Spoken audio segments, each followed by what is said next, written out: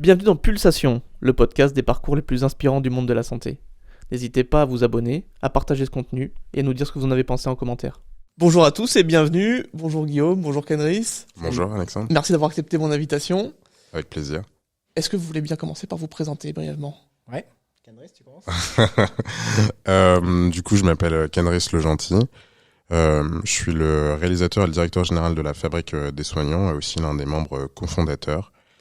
Et pour résumer mon passé, mais de toute façon j'imagine qu'il y aura des questions, je suis passé par des études de médecine, par le fait d'être aidant et patient. Voilà. Ok. Et du coup, Guillaume Rousson, moi je suis secrétaire général du média La Fabrique des Soignants. Et en parallèle, je suis kinésithérapeute. Pour l'instant, pas en activité clinique pendant un petit moment, le temps de pouvoir retrouver ça. Mais surtout, entrepreneur et chercheur sur les questions d'expérience patient, d'intelligence artificielle et plus largement de qualité des soins pour les établissements de santé. Ok. Ouais, on aura des choses à discuter alors, c'est sûr. Et toi, qui es-tu, Alexandre ? Oh, moi, ils me connaissent maintenant. Ils me connaissent de tous les épisodes, ils m'entendent, ils en peuvent plus de moi. Ça va alors. On pose toujours la même question, mais c'est important pour nos auditeurs, c'est qu'est-ce qui vous a amené au début dans la santé ?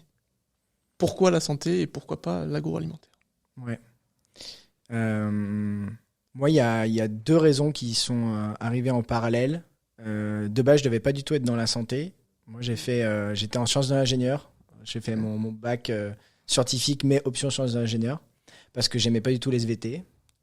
Et du coup, je voulais vraiment pas du tout aller dans la santé. Je ris parce que c'est ce que je voulais faire, mais dans mon lycée, il y avait pas sciences de l'ingénieur. Voilà. Donc j'ai dû faire SVT. J'ai choisi le lycée pour c'est être une très bonne en sciences de l'ingénieur. SVT. Ah oui, mais au final, ça fait des gens pas trop mal. Ah, Voilà, c'est ça. Et donc, je voulais être ingénieur plutôt dans le domaine du numérique. Et finalement, j'y suis un petit peu revenu au fur et à mesure des choses, mais bon, bref. Et en parallèle, j'ai commencé à m'intéresser à la santé par l'intermédiaire de ma mère, principalement, qui est médecin généraliste. Okay. Et qui m'a un peu orienté vers la PACES. Et j'ai été en stage avec un kiné sur la terminale, un ami de mon frère, où ça m'a vraiment énormément donné envie de faire ce métier-là.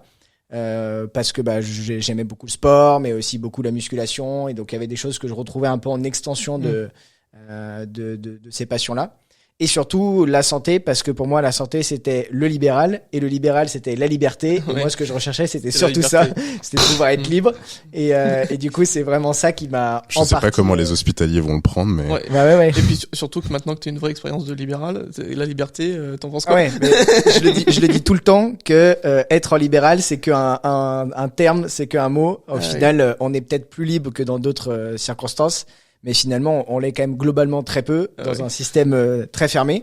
Et mon objectif maintenant, c'est de travailler à l'hôpital là, dans les prochains mois. Donc voilà, je vais aussi. Donc vraiment, tu fais le deuil du libéral et de la liberté. C'est ça. Et toi, Kenris ? Alors, moi, je sais pas s'il y a eu un moment où j'ai eu un déclic pour faire des études de santé, mais disons que dans ma jeunesse, ma mère, elle avait pas mal été malade, donc je pense que j'ai un peu baigné dans cette question de, enfin, c'est quoi la maladie au quotidien. En tout cas, je me souviens que c'est sans doute à partir du lycée que vraiment cette envie de faire des études de médecine, elle est venue. J'étais plutôt très bon à l'école, donc forcément le fait de faire des études de médecine, ça vient assez vite. Et j'étais plutôt orienté sciences de la vie. Je kiffais la SVT. Et pas que juste sciences de la vie, je kiffais aussi la géologie. Et non, mais je pense que quelle idée. Oh. Et je suis sûr qu'on se serait pas entendu si on avait été dans la même classe. Bref. Et non, en fait, ma sœur faisait des études d'infirmière, après est devenue infirmière, et je me souviens que dans le lycée, j'aimais bien feuilleter ces livres justement d'infirmière, où notamment c'était des livres qui résumaient différentes pathologies, et parfois le week-end je m'amusais à lire, à apprendre telle ou telle pathologie, etc. Bon, chacun son kiff d'adolescent. Ça en dit long sur qu'est-ce que je faisais de ma vie quand j'étais adolescent, mais voilà, il y avait un peu ce goût d'apprendre comment fonctionne le corps humain, et en particulier la psyché. Donc en fait, j'avais déjà l'envie de faire psychiatrie ou neurologie quand j'ai voulu commencer les études de médecine. Bon, finalement, j'ai fait aucun des deux, mais... Alors, je me moquerai pas parce que moi, quand j'étais gamin, je m'amusais. On avait la vieille pharmacie dans le couloir Et mon truc, c'était d'ouvrir la pharmacie, de prendre les médicaments et de lire les notices des médicaments quand je m'ennuyais. Donc tu vois, il y a des trucs... ça a dû t'apprendre plein de mots très complexes. Surtout, j'ai jamais rien compris, j'ai jamais rien retenu. Je sais pas pourquoi je faisais ça, c'est vraiment que je m'ennuyais. Je prenais dans la pharmacie, je lisais les notices, je reposais. Ça me passait 10 minutes, mais je sais pas pourquoi je faisais ça. Non, mais une sympathique passion. Ouais, et surtout maintenant, j'ai détesté la pharmaco à l'école. Oui, ça c'est sûr, tu m'étonnes. C'est une galénique. C'est ça. Et du coup, tu disais que t'es pas allé jusqu'au bout, alors tu peux nous raconter un peu ton parcours ?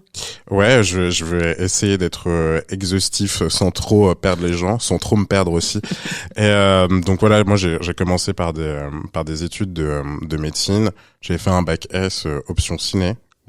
Il y avait déjà quand même l'audiovisuel. Il y avait déjà l'audiovisuel parce que j'avais fait un atelier cinéma pendant tout mon lycée, ce qui m'avait amené à comprendre ce que c'est le cinéma, ce que c'est de faire des films. Alors qu'en fait, avant le lycée, moi, faire des films, je m'en foutais complètement. Et il fallait juste que je trouve une activité extrascolaire. Et du coup, ça m'a amené à faire cet atelier. Donc, j'ai fait la PACES du premier coup, ce qui n'a pas été le cas des 2 autres années, la 2e et la 3e année, que j'ai redoublé pour plusieurs raisons, notamment aussi parce que j'avais des problèmes de santé qui étaient grandissants. Et quand j'étais en 2e année, j'ai commencé un double cursus à l'école normale supérieure de Paris, un double cursus qui s'appelle médecine humanité. Et donc en fait les humanités, c'est tout le champ en fait des sciences humaines, sociales. Ça comprend aussi tout ce qui est artistique. Et donc moi j'ai pu faire partie de cette première promotion de ce double cursus là. De rentrer dans ce monde particulier que sont les grandes écoles parisiennes et d'autant plus Normal Sup qui est un microcosme parmi le microcosme, mais ça m'a permis de pas mal me développer aussi en médecine on a un peu une culture assez on va dire un peu méchante dans le sens où on essaye pas trop de permettre aux étudiants en médecine d'essayer de se développer en dehors, etc. Et je me souviendrai toujours que à la pré-rentrée des études de médecine, les doyens, vice-doyens, etc. avaient tendance à dire mais en fait si vous faites ça, ça, vous allez redoubler. Et à l'ENS quand j'étais rentré la vice-doyenne, c'était pas doyen le mot, mais en tout cas elle nous disait vous êtes ici pour profiter. Et donc c'est pas du tout c'est pas la même. C'est pas du tout la même dynamique. Donc moi ça m'a permis déjà de rencontrer plein de gens qui étaient cultivés sur plein de sujets, intelligents sur plein de sujets, de commencer aussi à comprendre de manière un peu plus sociologique, historique et artistique la question du soin. Et donc moi à travers ce double cursus là, je me suis surtout spécialisé dans le cinéma parce que en fait durant mes études de médecine en parallèle, j'avais continué à faire des films et j'avais aussi fait des choses intérieures même de ma faculté de médecine qui avaient du coup des liens avec le cinéma. J'avais monté un ciné-club où on diffusait des films qui parlaient de santé. Après, il y avait des débats justement avec des médecins, des historiens, des acteurs, etc. Et j'avais aussi monté avec une prof qui s'appelle Laurence Kemex, que j'embrasse, qui est un peu ma mentor, et qui avec elle j'avais pu monter une unité d'enseignement et slash un DU pour les étudiants et aussi des professionnels de santé qui leur permettait du coup de faire des films ou des BD qui mettaient en avant et qui mettaient en scène des problématiques d'éthique du soin, quoi. Donc je me retrouvais à peu près à 20 ans en plein questionnement sur mon avenir d'étudiant en santé tout en montant une matière à côté. Donc c'était un peu ubuesque comme situation, mais ça m'a appris pas mal de choses et notamment le fait que à peu près tout était possible quand on se forçait à avoir de l'imagination et qu'on trouvait aussi les bonnes personnes qui permettaient aussi de donner cette imagination-là. Ouais. L'imagination, j'adore rebondir sur le sujet parce qu'on m'a encore posé l'action. L'imagination, ça se travaille. C'est pas un don de la nature. Tout à fait. Donc on n'est pas créatif ou on l'est pas, ça se travaille. Donc allez travailler. Et toi du coup Guillaume, un peu ton parcours et après on arrivera à ce qui vous lie quand même. Ouais, c'est ça. Déjà dans nos parcours finalement, il y a un certain nombre de choses qui nous lient sans le savoir dès le début. Du coup, moi, j'ai fait ma PACES, j'ai eu kiné du premier coup, c'était l'aspect que je voulais parce que c'était la seule que je connaissais vraiment. Pour moi, l'autre que je connaissais un peu, du coup, c'était médecine par intermédiaire de ma mère, mais qui est médecin généraliste, et sa pratique en elle-même, parce que je la connaissais peu aussi, me faisait pas très envie. Et du coup, je suis allé en kiné à Saint-Étienne, parce que du coup, j'habitais Saint-Étienne à ce moment-là. Et c'est pas grave. Ouais, ça arrive. C'est sympa. Le mètre carré est très peu cher et la boisson aussi. Donc, en tant qu'étudiant, c'est plutôt sympa. Et non, dans ce contexte, du coup, j'ai fait mes 4 années d'études là-bas. Du coup, après l'année de PACES, pour faire 5. Et pareil, assez rapidement, au fur et à mesure de mes études, je me suis engagé au niveau associatif et assez rapidement au niveau national à la Fédération nationale des étudiants en kiné, où je m'occupais, moi, de toute la partie perspective professionnelle et scientifique. Donc, relations avec les ordres, syndicats, ministères. Donc, voilà, toute une partie plutôt politique et une partie après scientifique. Donc, aider aussi les étudiants dans tout le contexte et de formation continue, mais aussi de recherche, parce que de plus en plus se développe une discipline autour des sciences de rééducation et de la réadaptation pour pouvoir faire de la recherche à l'intérieur. Et c'est moi, à ce moment-là, un peu où j'ai découvert la santé publique, découvert les politiques de santé. Et j'ai eu la chance, en parallèle de cet engagement au niveau national, de faire moi aussi un double cursus, du coup dans un master enjeux sociaux et politiques de santé. Donc en fait, qui est un master au sein d'un département d'études politiques et territoriales qui est rattaché à Sciences Po Lyon et qui est basé à Saint-Étienne, et du coup qui est un master aussi là un peu particulier puisque ça mêle rattaché à la faculté de médecine, ça mêle sociologie, sciences politiques, santé publique et méthodologie de recherche qualitative. Et du coup, pendant 2 ans, en parallèle de ma dernière année de formation et de ma première année d'activité clinique, j'ai fait ce master-là pour pouvoir avoir du coup ce double cursus entre kiné et Sciences Po.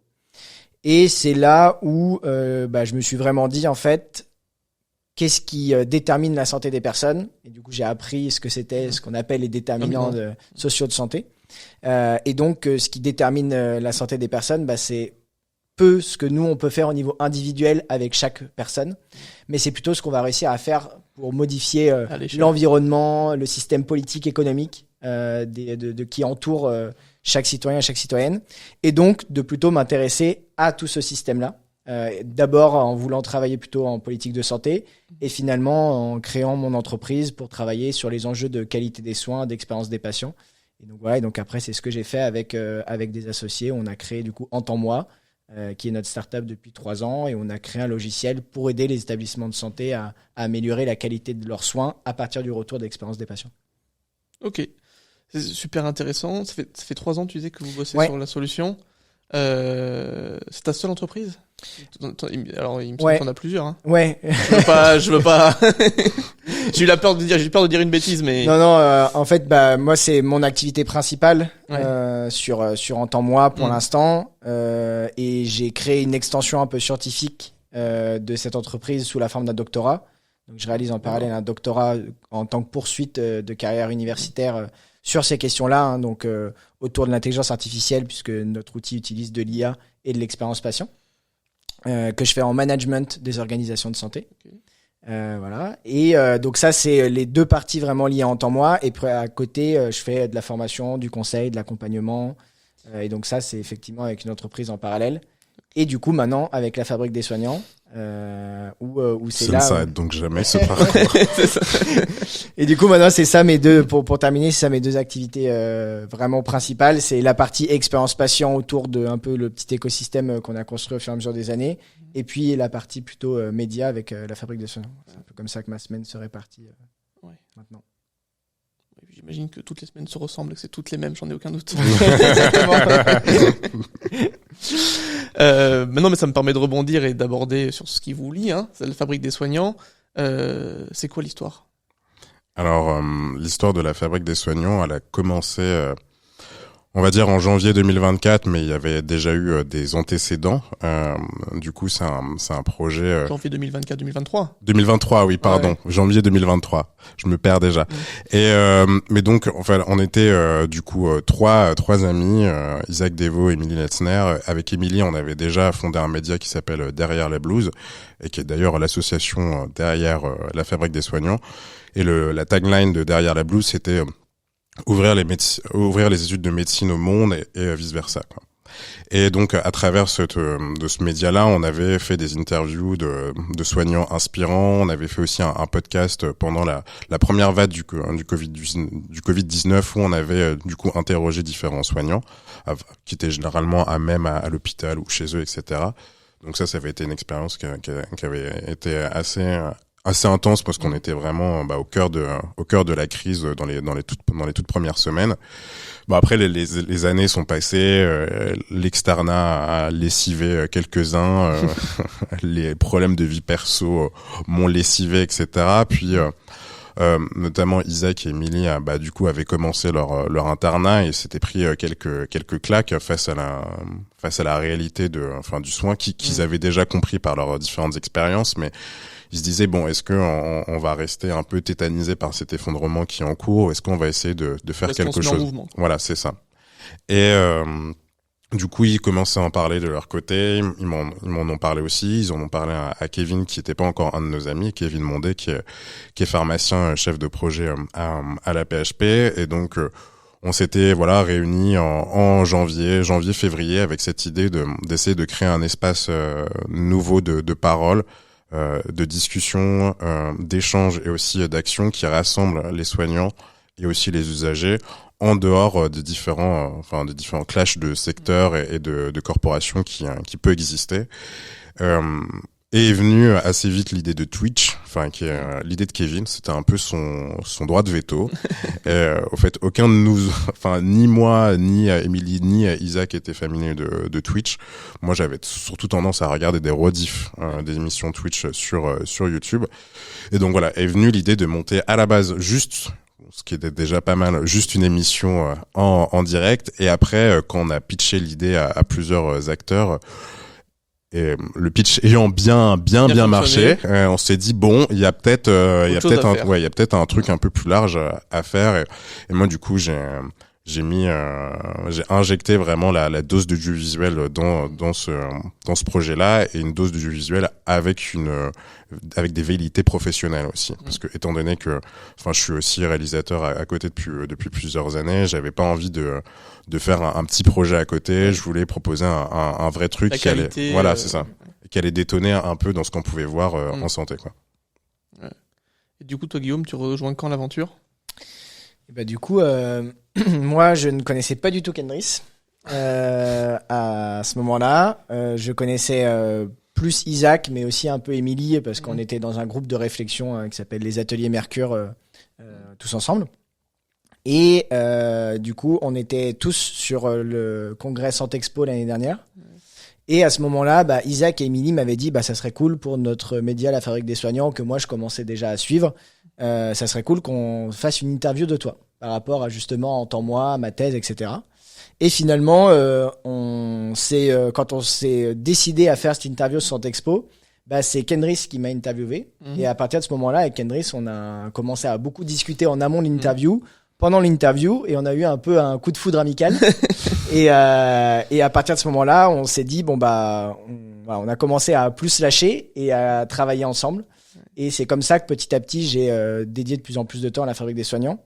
Et initialement, pourquoi j'ai aussi rejoint La Fabrique des Soignants, c'est avant tout en lien avec ce que disait Kendris avant, l'aspect audiovisuel et de production de niveau élevé, qui a fait que sur une des premières vidéos qu'a sorti La Fabrique des Soignants, donc quand j'étais pas encore là, qui était du coup notre manifeste, qui a été filmé du coup sur les toits du siège de la PHP. Du siège de la PHP.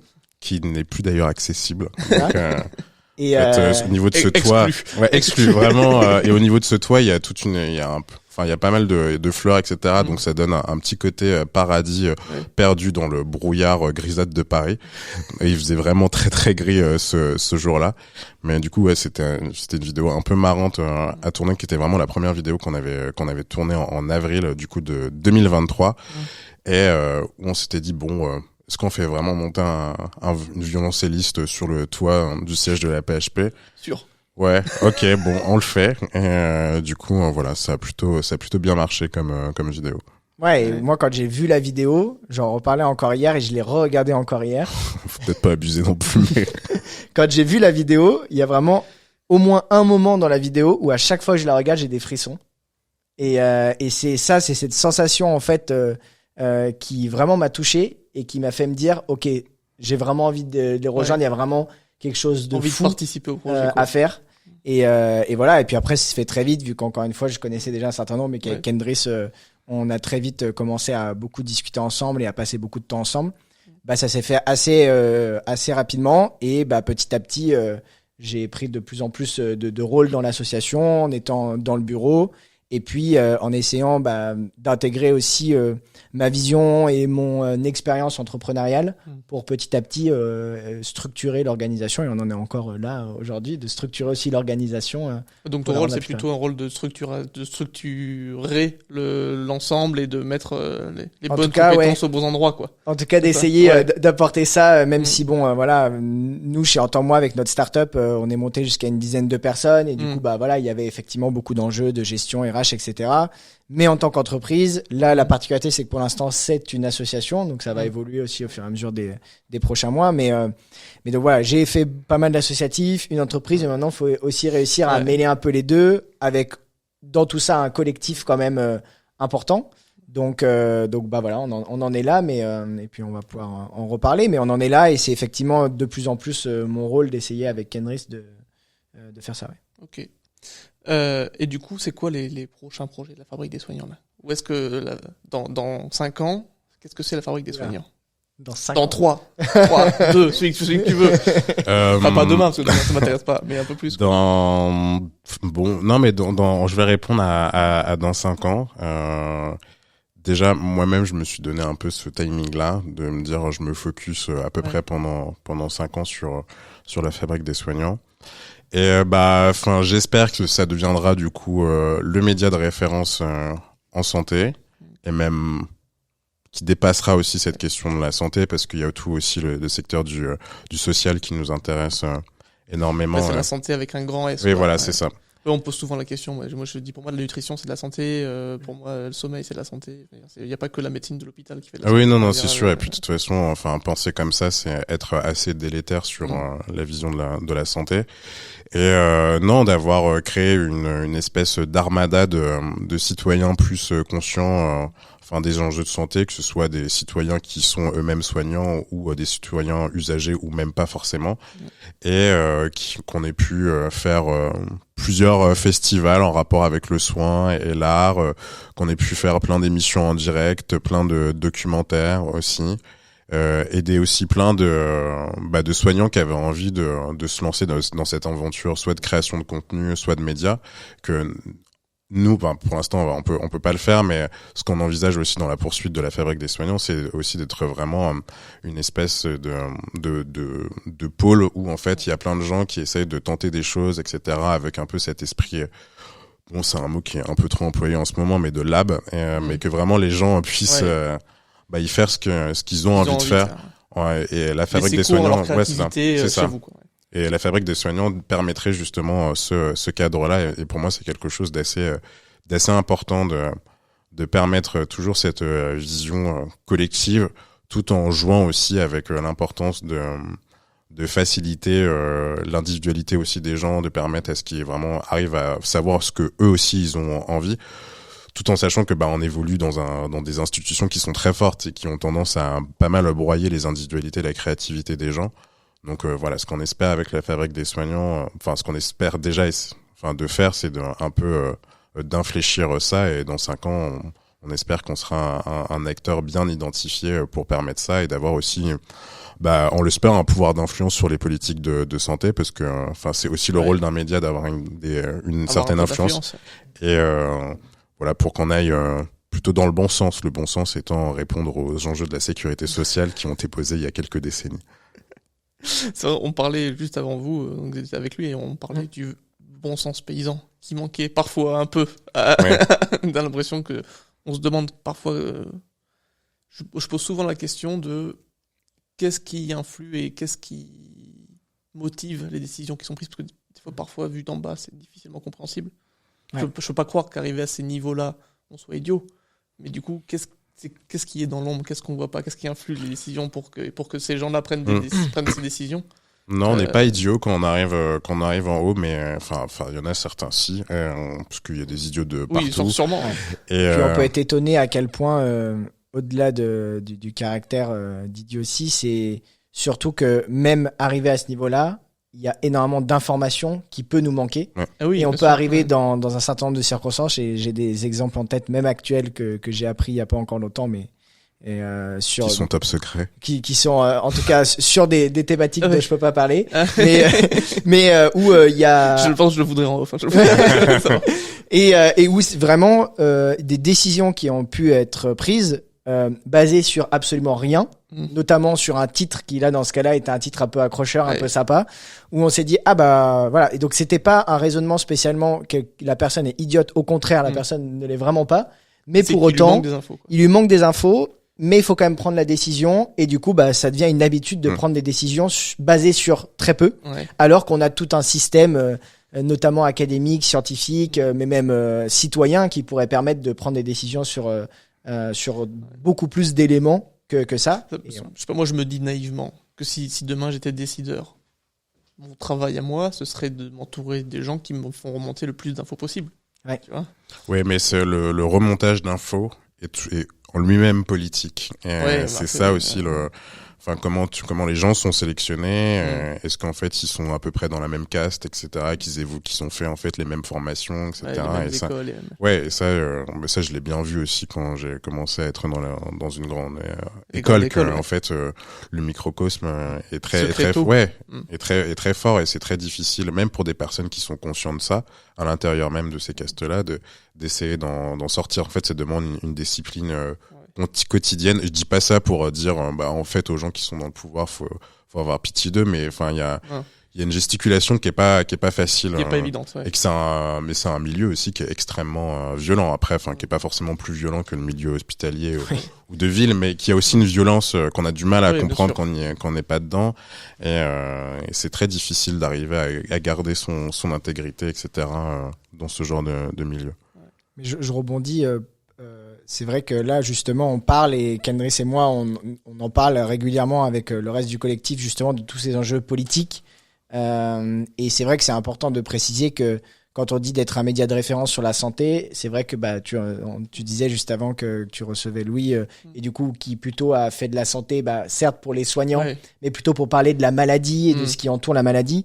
Nous, c'est vraiment deux de nos principaux objectifs, c'est de permettre aux soignants, qu'on entend d'ailleurs comme un terme au sens beaucoup plus large qu'on l'utilise généralement. Pour nous, les soignants, c'est aussi les personnes qui font partie des acteurs du soin, donc les administratifs, les chercheurs, les ingénieurs, et aussi les aidants. Ouais, c'est ça. Les Tout ce qui aidants, concerne voilà. le soin collectif et les usagers, quoi. Exactement. Et donc, nous, on veut permettre à ces soignants de mieux comprendre le système dans lequel ils sont. Donc, pas obligatoirement de mieux comprendre la maladie qu'ils vont côtoyer ou qu'ils vont devoir traiter, parce que ça, il y en a déjà plein qui le font super bien. Mais par contre, d'essayer de bien comprendre le système dans lequel ils sont, donc le système politique, économique, financier, etc.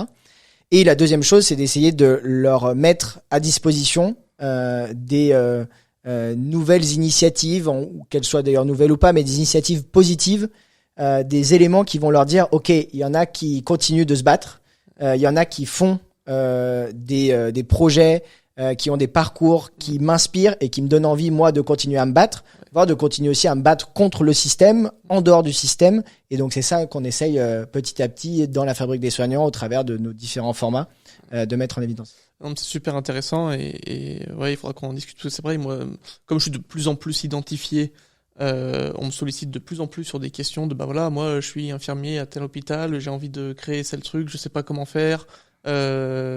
J'ai des gens qui me proposent des trucs parfois qui sont éducatifs, qui sont incroyables, des gens. Là, pas longtemps, j'ai eu une infirmière qui m'a présenté un jeu de cartes pour apprendre la pharmaco. Ouais. C'est génial. Moi, à la pharmaco, on m'a donné un bouquin et on m'a dit tiens, apprends.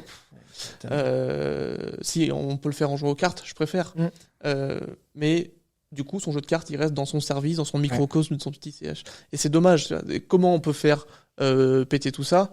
C'est bien que du coup, moi, je commence à me poser la question. Et si vous avez avancé sur le sujet, peut-être qu'il faudra qu'on en parle ensemble. Avec plaisir. On est encore en train d'essayer de comprendre comment faire péter tout ça, parce que c'est pas facile. Et même quand on trouve une solution à un moment T, le monde évolue à une vitesse assez incroyable. En fait, la solution que tu trouves au moment T, le moment T plus 1, elle est potentiellement désuète, quoi. Clairement. Bah, un exemple, TikTok. Ouais.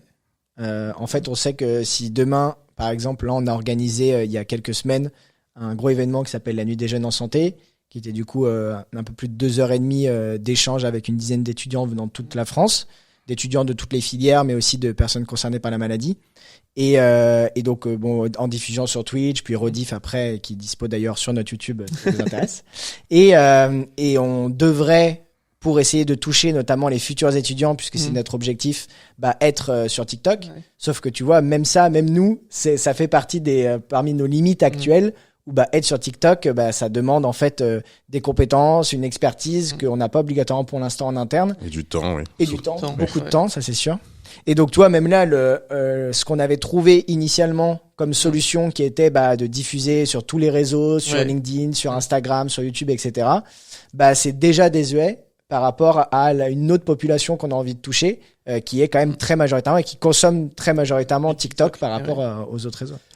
Mais alors, c'est pareil, cette stratégie de réseau nous, par exemple, on lance des shorts sur TikTok pour ramener.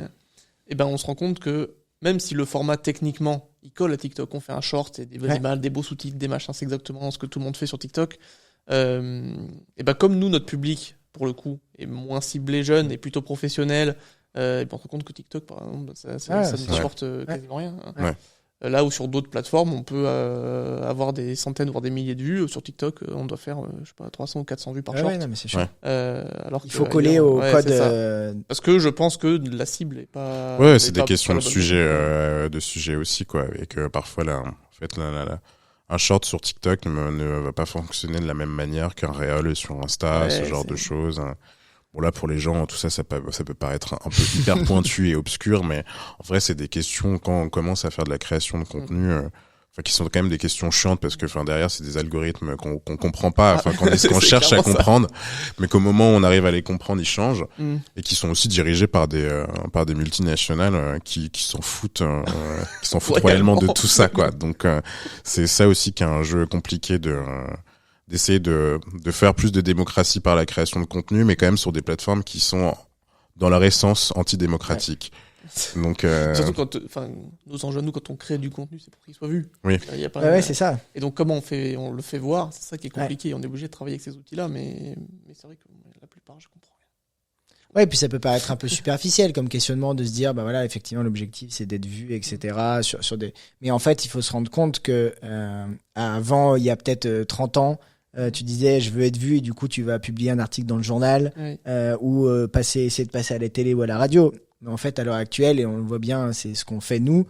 Moi, les seuls contenus à l'heure actuelle, parce que aussi j'ai pas mal d'activités et du coup j'ai pas trop le temps, mais les seuls contenus que je consomme, c'est des contenus qui sont uniquement sur les réseaux. C'est YouTube, c'est LinkedIn et c'est Instagram. Donc en fait, si vous ne publiez pas sur un de ces 3 réseaux-là, je ne vous verrai pas. Alors après, mais même sur Netflix, tout ça, à l'heure actuelle, je peux pas. Et il y a plein de gens qui ne peuvent pas. En plus, c'est pas gratuit comme plateforme. La télé, c'est quand même très peu. La moyenne d'âge sur les principales chaînes est très très élevée. Du coup, après, faut se méfier. La télé n'est pas morte et qu'il y a quand même beaucoup quand même beaucoup de contenu qu'on consomme sur les réseaux qui viennent de la télé. Qui viennent de la télé. On voit de plus en plus de crossovers en plus internet, télé qui arrivent. Parce que la télé reste quand même là où il y a le plus d'argent aussi. C'est le nerf de la guerre, de toute façon. Et en parlant du nerf de la guerre, je mets les pieds dedans. Du coup, la Fabrique des Soignants, c'est une association. Comment vous vivez aujourd'hui? Attention, on se regarde. Vas-y. Lui, il a accès au compte, pas moi. Oh. Mais t'es pas secrétaire, toi? Bonne question. Je suis secrétaire général, je suis pas trésorier. C'est bien, tu t'es fait. Au moins consultatif. Voilà, il s'est dédouané. Il s'est fait coincer là. Publiquement, c'est intéressant. C'était pas. J'ai pas fait exprès. Non, mais c'est une très bonne remarque et j'en prends note. Je ferai remonter ça à mon directeur général. Je crois que j'ai entendu l'information. Je l'ai dans l'oreillette. Et non, alors du coup, on est une association effectivement. Du coup, l'association c'est Derrière la Blouse qui existe depuis 3-4 ans. Et là, justement, on se pose pas mal de questions parce que en fait, avec l'activité qu'on cherche à maintenir et qu'on veut développer, avec aussi toute la question de l'activité commerciale qu'il faut aussi développer pour être périn. Enfin, là, effectivement, le modèle associatif est un peu limitant, mais qu'il y a toujours pour nous cette envie de répondre à des enjeux d'économie sociale et solidaire. Très clairement, moi, je sais que je serais pas riche avec la Fabrique des Soignants, et c'est pas du tout mon souhait, quoi. Et je sais pourquoi je combats dans la Fabrique des Soignants, etc. J'ai un rapport viscéral aux soins, et je vais pas chercher à gagner 10 000 euros grâce à la Fabrique des Soignants. Donc là, on réfléchit, on se fait accompagner notamment par un incubateur de médias à Paris et à Lyon, justement sur toutes ces questions-là, qui sont pas des questions faciles. Parce que même dans le monde de l'entrepreneuriat, la question du média, c'est quand même une question spécifique parce que dans son essence, c'est pas quelque chose qui est censé rapporter énormément d'argent. Donc voilà, on se pose pas mal des questions sur quel genre d'activité commerciale à développer, tout en faisant en sorte que ça soit toujours en accord avec nos valeurs, nos envies et aussi la réalité du secteur dans lequel on est, quoi. Mais là, pour l'instant, la manière dont on a fonctionné, c'est qu'il y avait pas mal de partenariats, notamment avec des acteurs publics, notamment la PHP, donc l'assistance des hôpitaux de Paris, et aussi parfois des acteurs privés, soit mutualistes, assurantiels, start-up, etc. En fait, nous, on essaye un peu de parler à tous ces acteurs-là, en évitant d'avoir des postures en mode ça c'est un acteur privé, on va pas lui parler, alors que bon, déjà honnêtement, enfin l'argent se trouve pas mal du côté du privé, et que voilà, nous on veut vraiment être un tiers de confiance entre les différents acteurs du monde de la santé. Après, on fait pas de projets qui n'ont pas de sens pour nous, et notre positionnement est assez clair déjà, je pense, du moins publiquement, même s'il est encore bien évidemment à plus affiné. Et après, dans les discussions, forcément, nous, on a envie de faire des projets auxquels on croit et qui ont du sens aussi pour les personnes qui vont nous regarder, quoi. Ouais, parce que c'est difficile d'avoir besoin d'argent et de devoir garantir forcément une objectivité. Quand t'es un média, le but, c'est d'être le plus neutre possible. Ouais, c'est ça. Surtout quand on voit la qualité de vos réalisations. Moi qui ai mis maintenant un pied dedans, on se doute que ça coûte pas 300 €. Donc à long terme, est-ce que vous avez déjà provisionné des fonds, comment ça? Ouais, en fait, ce qui se passe, c'est que par l'intermédiaire de ces partenariats, globalement, les partenariats, la plupart du temps, pour l'instant, ils nous rapportent rien. En fait, ils nous permettent de couvrir nos coûts, et on essaye d'avancer projet par projet pour au moins un minima couvrir nos coûts. Donc là, ça a été le cas globalement, on va dire, sur la première saison, et puis du coup sur les 3 grandes émissions et les quinzaine d'interviews qui ont été réalisées pour l'acte 1. Là, pour l'acte 2, on a une partie non négligeable du budget. On a notamment remporté l'appel à projet de la fondation Aesio, qui nous a donné aussi une bonne visibilité sur la trésorerie pour l'année et les années à venir. Sur la santé mentale des soignants, je précise. Voilà. Et puis un certain nombre de partenaires qui effectivement ont continué de travailler avec nous, des nouveaux partenaires qui sont arrivés par exemple pour la Nuit des Jeunes en Santé. Mais pour donner un exemple, sur la Nuit des Jeunes en Santé, qui a un projet à plus de 20 000 €, on est globalement à l'équilibre sur ce projet, à peu près. On a un petit peu déficitaire pour l'instant, mais on espère qu'on sera globalement à l'équilibre.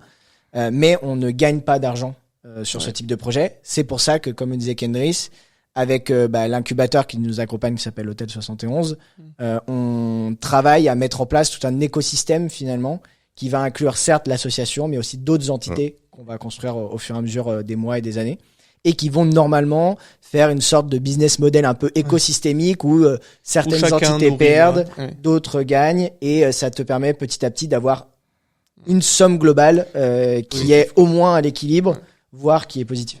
Sachant que la plupart des coûts, c'est des coûts RH, de payer tout ce qui est technicien. Ça, c'est assez important aussi pour moi, venant de ce monde-là, de pas se dire, en fait, on paye les gens au rabais, etc. Ouais. En fait, sachant que c'est aussi des métiers précaires. Je pense qu'entre secteurs précaires, il faut il faut se tendre la main. Il faut se tendre la main. Et donc voilà, quoi. C'est quoi les plus grands défis que vous avez eu avec la Fabrique des Soignants là jusqu'à maintenant? Tu commences? Non, vas-y. Moi-même, je réfléchis là. Chronologiquement.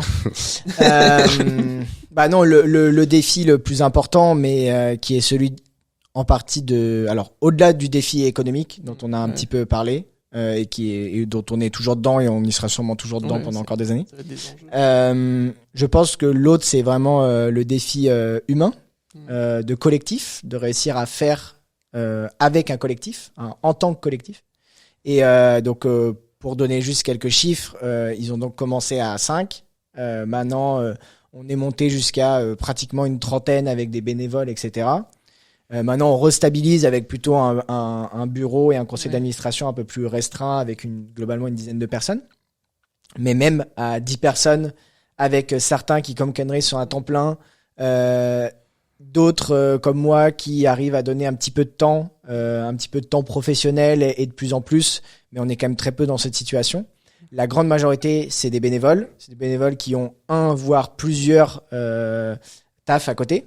Et donc, très difficile de faire avec cette hétérogénéité d'engagement qui, même si l'engagement en termes d'ambition est présent, l'engagement concret dans la vie de tous les jours opérationnel, il est malheureusement pas toujours possible pour tout le monde. Beaucoup en ont envie, mais certains ne le peuvent pas ou ne le veulent plus ou moins pas. Et donc, on se retrouve dans cette situation où il y a des personnes qui doivent travailler à temps plein, et en tout cas qui veulent et qui peuvent travailler à temps plein, et d'autres non. Et donc, très difficile de réussir à avancer dans la même direction, mais surtout un minimum au même rythme. Et ça prend beaucoup de temps et d'énergie, mais ça, c'est plus Kenry qui peut le dire. Mais pour réussir, aussi à tirer l'ensemble du bateau, parce qu'on part quand même du principe, et la Fabrique des Soignants, c'est avant tout ça, c'est un collectif de soignants et d'artistes engagés. On part du principe qu'il faut que ça reste un collectif et que c'est par cette voie-là qu'on arrivera à vraiment avoir le plus d'impact possible. J'ai pas grand chose à rajouter. Non, mais c'est vrai que c'est l'un des principaux des défis qu'on a, mais après, qu'on pas mal de structures, d'organisations qui se disent engagées ou militantes. Bon, je sais pas si, pour l'instant, moi, je qualifierais pas la Fabrique des Soignants comme militante pour l'instant. Mais justement, on évolue aussi dans une époque comparativement à, dans les années 80, même 90, où en fait, les mouvements politiques, la question du collectif était beaucoup plus présente. On le voit en fait, notamment dans les partis politiques où en fait il y a beaucoup moins de membres actuellement qu'il pouvait y avoir il y a 20-30 ans, quoi. Mais ça on le voit dans plein d'autres organisations et ça montre aussi qu'il y a un délitement aussi de la cause collective.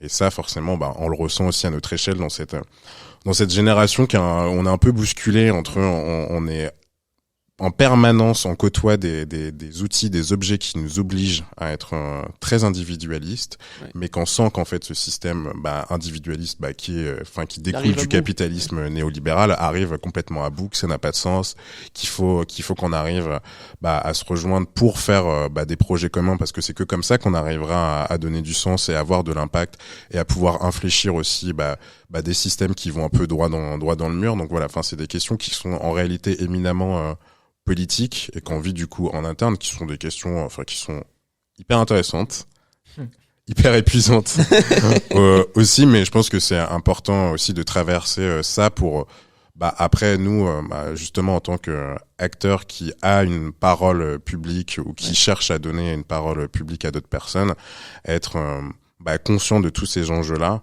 pour être le plus précis possible, quoi. Donc c'est une période intéressante et j'espère que c'est un défi qu'on arrivera à relever. Je suis assez confiant qu'on arrivera à le relever aussi parce qu'on est quand même bien entouré.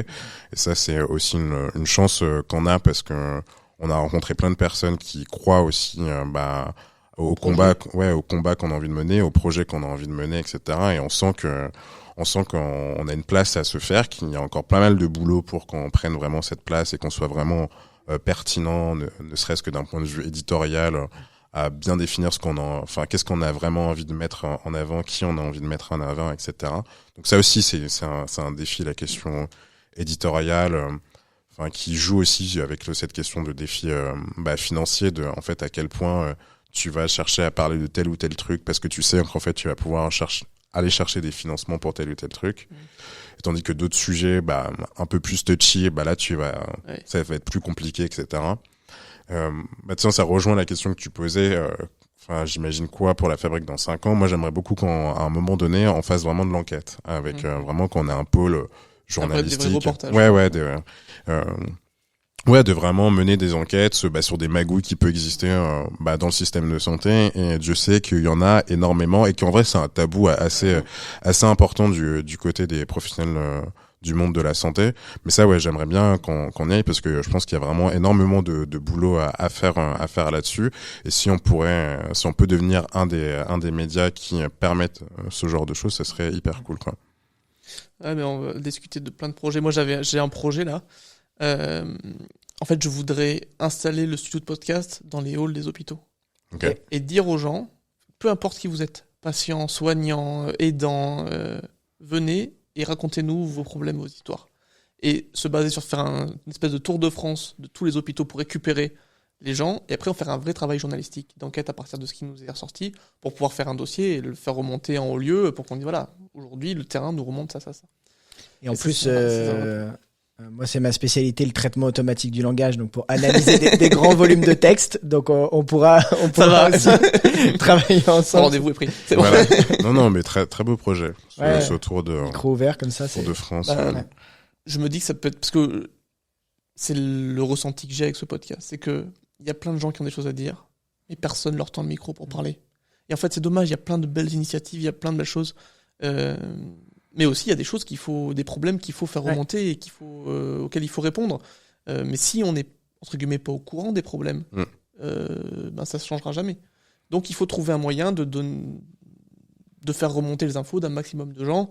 Alors, il y a des gens pour qui c'est le travail, mais je me disais en tout cas, ça me ferait plaisir de pouvoir donner la parole à des gens qui pensaient jamais l'avoir. Et voilà, tu peux être, j'en sais rien, un infirmier de réa du fin fond de la Creuse, et ben on va quand même aller savoir comment tu vas et c'est quoi ton avis et c'est quoi tes problèmes. Et ça, je me dis que ça peut être... Non, tout à fait. Oui, il faut pas négliger la force du témoignage, ou même si c'est un témoignage individuel. Et en santé, on a beaucoup de mal avec ça parce que on est dans une philosophie des sciences en santé qui est notamment celle dont on fait la preuve, et on fait la preuve par la comparaison, notamment avec des grands échantillons, des essais contrôlés randomisés, etc. Et donc, on a toujours besoin d'avoir un système contrôlé et surtout de réussir à avoir obligatoirement une comparaison. Et on a oublié en fait la force du cas et qu'un seul cas, on peut apprendre à partir d'un seul cas, d'un seul témoignage qui est peut-être représentatif d'autres. Et même s'il n'est pas représentatif, c'est nous ce qu'on a par exemple dans ce qu'on analyse avec par exemple, des lettres de plainte. Quand on a une plainte d'une personne, ça peut vouloir dire tellement de choses et ça peut être d'une profondeur en termes de description qui va nous permettre d'apprendre beaucoup. Donc effectivement, même si c'est que quelques témoignages, ça peut déjà avoir une force hyper importante. Et puis on sait qu'aujourd'hui, des gens qui s'expriment, il y en a quand même pas beaucoup et que la plupart des gens sont spectateurs. Donc souvent, la personne qui s'exprime, c'est difficile de dire quelle est la proportion des gens qui pensent la même chose et qui s'expriment pas, mais il y a forcément des gens qui pensent la même chose. Il suffit de voir Internet. Peu importe ce que vous disiez, il y aura toujours des gens qui seront d'accord avec vous. Et tu parlais de faire remonter, mais moi je pense qu'il faut toujours penser à... Quand on mène une action au mouvement contraire, au mouvement complémentaire qui doit avoir aussi, il faut aussi arriver à faire descendre les gens. Et parce que le problème, c'est que faire remonter, souvent on n'arrive pas à les faire descendre pour qu'ils entendent, pour les accompagner à ce qu'ils comprennent en fait aussi ce que les gens disent, parce que les témoignages, nécessite souvent un accompagnement, que ce soit de forme ou de fond, etc. Donc, il y a aussi tout cet enjeu-là qui est assez important aussi de notre côté et qu'on essaye de réfléchir aussi de comment aussi arriver à faire dialoguer toutes les parties prenantes et notamment dans ces parties prenantes les gens qui sont censés diriger quoi. Et qui, mine de rien, en fait, il y a tellement une mise en place d'un écosystème qui fait que en fait les paroles du bas sont difficilement audibles pour les personnes qui sont en haut, quoi. Donc, comment aussi accompagner les gens d'en haut, entre guillemets, pour qu'ils comprennent bien, en fait, ce qui se passe, quoi. Et ça, c'est une problématique qui est majeure parce que, moi, je vois bien le fait qu'on arrivera effectivement à emmagasiner plein de témoignages, mais en fait, que là où ils comprendront absolument rien. Donc, parce qu'il y a aussi un langage qui est différent. Et il y a aussi comment accompagner ça pour que le langage, comment délier ce langage-là, faire en sorte que tout le monde arrive à se comprendre. L'idée, c'est vraiment de faciliter le message. C'est plutôt que d'en faire 50 témoignages bruts. C'est vraiment de faire un travail presque journalistique, tu vois, de médiation. Et de médiation et de faire remonter qu'est-ce qui est dit, par quoi. Tu vois, nous, c'est ce que disait Kenris. Dans l'autre sens, on a été aussi contacté. Pour l'instant, on n'a pas encore monté ce type de projet, mais on a été contacté, par exemple, par des établissements, des gros hôpitaux, des gros CHU, des structures qui accompagnent les CHU pour les aider à faire justement de la médiation entre leur stratégie d'établissement et les professionnels qui composent l'établissement. Parce qu'en fait, quand tu es un CHU et que tu as 1200 ETP, 1200 personnes qui bossent avec toi en collaborateur, quand tu es la PHP, que tu as déterminé maintenant tes 50 orientations là pour les prochaines années, en fait, tu fais un sondage, les orientations, personne ne les connaît. Ouais. Et donc, eux, ils avaient aussi, en tout cas, il y a une des idées qu'ils avaient, c'était de se dire, on va faire en fait des lives où nous, on va être là pour les accompagner du coup sur toute la méthodologie, pour permettre à des membres de la direction d'être en live et de pouvoir répondre en live aux questions des personnes toute la journée, même la nuit, pour que ceux qui sont de nuit puissent se connecter, etc. Donc ça, c'est peut-être un format aussi qu'on fera à terme, mais ça, c'est un truc que j'adore. Moi, j'ai été aussi contacté pour faire de la médiation comme ça entre des cadres d'un GHT et la direction là. Et en fait, ces émissions, c'est hyper intéressant. Ah ouais, c'est sûr. Comment tu rétablis le dialogue et comment c'est des trucs, c'est hyper intéressant. On est en plein dedans. Et c'est à la fois un peu terrifiant de se dire qu'on n'arrive même plus à se parler à ce point-là, et qu'il y ait la nécessité d'acteurs externes pour rétablir du dialogue entre des personnes qui bossent dans le même établissement, et ceux il y a des gens qui bossent dans le même établissement pendant 20-30 ans et qui ne se parlent pas, quoi. Et ça prouve bien aussi, mais ça dépasse le cadre juste du secteur de la santé, même du service public. Enfin, c'est en fait à quel point les liens se sont déliés, quoi. Le bon sens paysan, on y revient. Bon, merci pour tout. On arrive au bout de cet épisode. On aime bien clôturer alors par une anecdote. Est-ce que vous auriez une anecdote sur la fabrique des soignants à raconter, quelque chose qui vous a marqué, quelque chose qui a été un tournant? Moi, je dirais quand même, pour moi, le tournant, en tout cas qui est celui très perso dans ma vie, c'est depuis la Nuit des Jeunes en Santé, du coup depuis l'émission qu'on a montée, où l'anecdote c'est que initialement, Émilie Nessner, qui est l'animatrice depuis la saison 1, a animé cette émission-là. Et on fait toujours une co-animation. Donc du coup, pendant la première saison, c'était Kevin, celui qui est pharmacien. Et de base, Kendris m'avait proposé de co-animer. J'ai dit non à Kendris. Parce que j'ai dit non, c'est clairement pas le bon moment pour moi. J'ai 12 000 activités en parallèle. C'était pas prévu. Là, c'est genre dans un mois, j'arriverai jamais à caler tout ce qu'il faudra avant pour préparer, etc. Finalement, j'ai accepté. Et c'était extraordinaire. Moi, j'ai vraiment adoré aussi avoir ce rôle d'animateur avec Émilie. D'avoir Kendris dans mon oreille qui me murmure pas que des mots doux, et surtout de réussir à construire toute une émission, parce qu'en fait ce qu'il faut savoir c'est que là c'est donc pratiquement 3 heures avec 4 séquences et même une interlude musicale, un format après à la fin, etc., pour ouvrir un peu en mode perspective, et tout est timé, tout est à la minute, donc on a un conducteur, on doit suivre un minimum un script. On prépare ça avec, là, il y avait plus d'une dizaine d'intervenants. Donc ça a été vraiment un taf énorme. Et en fait, j'ai trop kiffé. Donc ça m'a aussi poussé à me dire, j'ai aimé. En même temps, on commence à voir l'impact que ça a. On a eu des super retours sur la Nuit des Jeunes en Santé. Et donc ça m'a poussé à me dire, j'ai envie d'en faire en partie mon métier. En tout cas, d'y dédier du temps professionnel. Et donc de pouvoir aussi y être à mi-temps à partir d'avril. Là, normalement, j'y serai à mi-temps. En parallèle d'entendre. Chouette. Ouais. Donc ça recrute à la fabrique des soignants. Ça. En tout cas, ça recrute. Si des gens veulent travailler, ne pas être payés tout de suite. Avec grand plaisir. S'il y a des personnes qui sont au chômage et qui cherchent des projets avec du sens, on est preneurs. On est plutôt sympa. Ouais, franchement, en plus, on a des super bureaux à Hôtel-Dieu, à la Gaîté Lyrique. Franchement, vous allez être chouchoutés. Si vous êtes OK, on mettra les liens ou un mail pour vous contacter dans la description du podcast. Comme ça, tout à fait. Merci beaucoup. Grand plaisir. Non, mais c'est normal. Une anecdote? Je suis un peu nul en anecdote, mais non, c'est pas tant une anecdote, mais. C'est passé la journée à raconter des histoires, à réaliser des films et tout, mais il sait pas raconter une anecdote. Non, mais c'est la forme de l'anecdote qui me perturbe. Non, mais comme l'a dit Guillaume, on reçoit souvent des messages qui redonnent un peu de boost. Moi, je pense notamment à Christelle Galvez, qui est notre marraine et qui nous avait envoyé un mail au mois au mois d'octobre, novembre, et ça a été une rencontre formidable. On s'est rendu compte qu'on avait plein de points communs avec Christelle que je vois d'ailleurs juste après. Et mais là, je vais un peu parler là du processus d'incubation dans lequel on est. Où, du coup, c'est un incubateur de médias qui est beaucoup plus orienté sur le monde de la culture. Donc, on est l'un des rares projets santé de cette promo-là.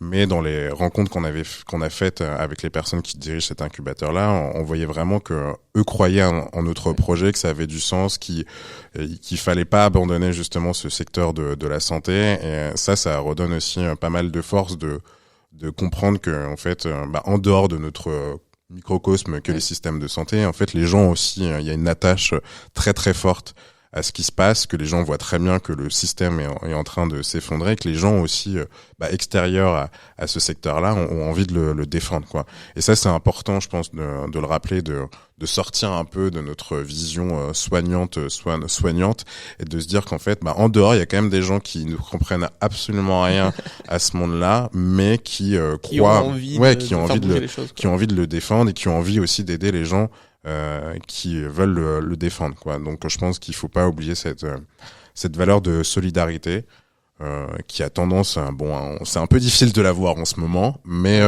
elle existe et elle existe de manière assez intense, quoi. Donc ne perdons pas espoir, parce qu'il y a encore plein de gens qui ont envie de combattre, et il y a encore plein de gens, s'ils ont un peu la flemme de combattre, en tout cas il y a plein de gens qui ont envie d'aider, et ça c'est important d'en prendre conscience, je pense. C'était pas une anecdote, mais voilà, c'était un message un peu politique. C'était un bon mot de la fin. Voilà. Bon, en merci tout cas, beaucoup. merci à tous les deux d'avoir accepté cette invitation. Ça m'a fait plaisir de vous recevoir. Et puis, au plaisir de la suite. Oui, c'était la première fois qu'on se voyait, d'ailleurs. Et probablement pas la dernière. Non, pas la dernière. Au revoir. Allez, merci à tous. Merci. Au revoir.